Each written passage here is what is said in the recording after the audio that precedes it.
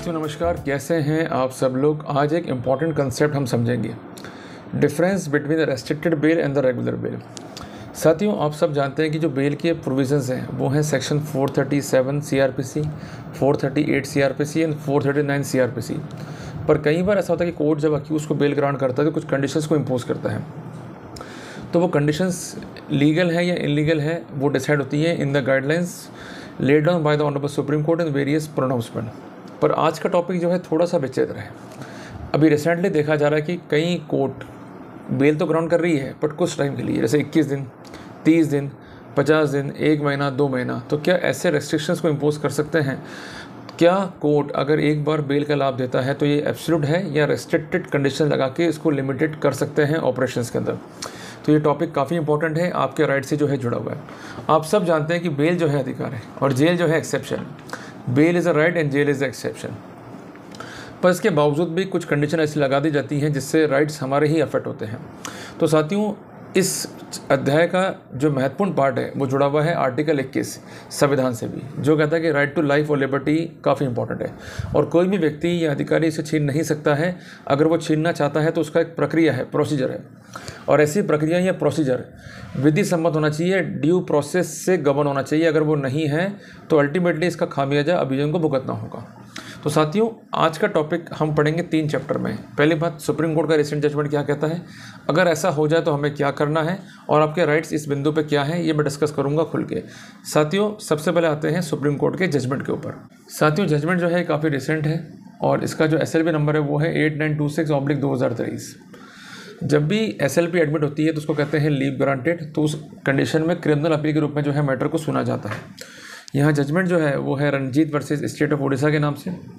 यहाँ पर हाईकोर्ट ने जो है इंटरिम बेल दी थी। अल्टीमेटली एक ऑर्डर पास किया 6 अप्रैल 2023 को और हाईकोर्ट ने माना कि जो अक्यूज अपीलांट है उसको बेल मिलेगी।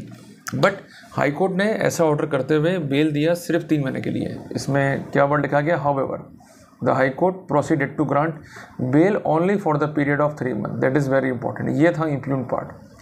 तो कोर्ट ने कहा कि अगर हाई कोर्ट ऐसा मानता है या कोई भी कोर्ट ऐसा मानता है कि बेल दी जानी चाहिए तो there is no reason to restrict the bail for the period of 3 month. कोई कारण नहीं है कि बेल को 3 महीने के लिए ही रेस्ट्रिक्ट किया जाए।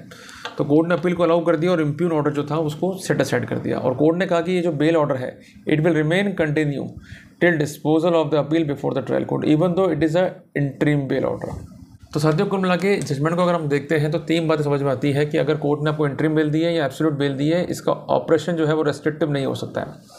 दूसरी बात है कि बेल देने का फैसला अगर कोर्ट ने कर लिया है तो it will remain operative till conclusion of the trial.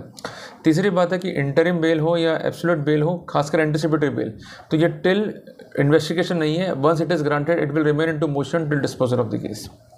अगर आपके केस में ऐसा कोई ऑर्डर कोर्ट पास करता है तो आप रिकॉल लगाइए, क्योंकि कोई भी जजमेंट अगर पारित हो रहा है सुप्रीम कोर्ट के द्वारा तो वो बाइंडिंग है आर्टिकल 141 संविधान के तहत। उसके अगेंस्ट या उसकी भावना के विरुद्ध जाके फैसला हुआ तो कोर्ट्स को रिकॉल कर सकता है। ऐसे कई जजमेंट है केरल हाई कोर्ट के या डिफरेंट हाई कोर्ट्स के भी, और वहाँ उन्होंने स्पष्ट किया है कि रिकॉल और रिव्यू में अंतर है। अगर कोई लॉ का बिंदु इन्वॉल्व है या उसको देखकर फैसला जो है वो नहीं हुआ है तो उस सिनेरियो में ऑर्डर को रिकॉल किया जा सकता है, जो कि परमिजेबल है और सेक्शन 362 CRPC का बार जो है वहाँ पर एप्लीकेबल नहीं होगा। और चूंकि बेल का ऑर्डर जो है मेरिट्स पे नहीं होते हैं, मेरिट्स को अफेक्ट नहीं करते हैं, तो आप उस कंडीशन में ये रेमेडी जो है अडॉप्ट कर सकते हैं। फिर भी कोर्ट अगर नहीं मानता है तो हायर कोर्ट में जाएं और जो ये रेस्ट्रिक्शंस हैं इसको रिमूव करने की जो है प्रार्थना करें। और ऐसे कई मैटर हुए हैं जहाँ पर कोर्ट ने इस रेस्ट्रिक्शंस को जो है वो रिमूव भी किया है। तो साथियों कुल मिला के ये एक इंपॉर्टेंट अपडेट है आपके राइट टू लाइफ और राइट टू लिबर्टी से जुड़ा हुआ। साथियों ऐसे ही अपडेट्स के लिए पेज को फॉलो और लाइक करें। साथियों मिलते हैं एक नए टॉपिक के साथ, तब तक के लिए जय हिंद, जय भारत।